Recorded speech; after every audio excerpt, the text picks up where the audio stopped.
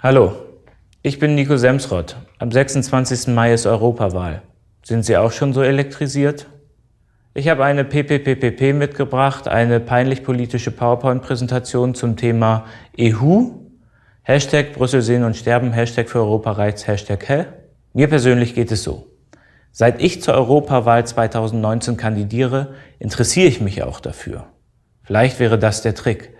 Wenn einfach alle 510 Millionen Menschen in Europa fürs Parlament kandidieren würden, würden sie sich plötzlich auch für diese Wahl interessieren.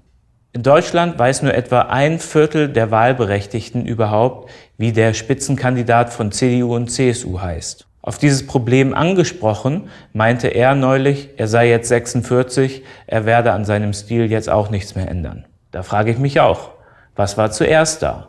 Das Desinteresse der Wahlberechtigten oder das Desinteresse der Politik? Oder gibt es vielleicht sogar ein Interesse der Politik am Desinteresse der Wahlberechtigten? Die EU ist ziemlich kompliziert. Selbst in Brüssel ist eine der meistgestellten Fragen online: Wie funktioniert die EU? Hier kommt die Antwort. Das Europäische Parlament ist so etwas wie das Herzstück der europäischen Demokratie. Es ist das einzige demokratisch gewählte transnationale Parlament der Menschheit. Die Kommission ist so etwas wie die europäische Regierung. Und der Europäische Rat, dort treffen sich die nationalen Regierungen, also Merkel, Macron und May.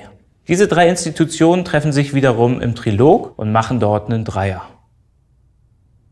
Das habe ich jetzt nur gesagt, um die Leute bei der Stange zu halten.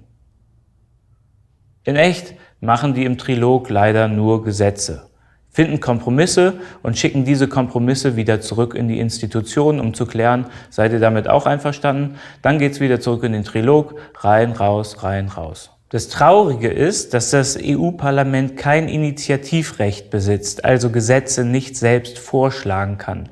Das macht das EU-Parlament im Vergleich zum Bundestag zu einem schwachen Parlament und die EU insgesamt zu einer gemäßigten Demokratie.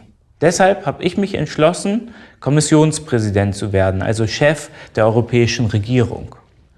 Als solcher werde ich in Europa die Demokratie einführen, notfalls gegen die Mehrheit der Wählerinnen und Wähler und der Nationalstaaten.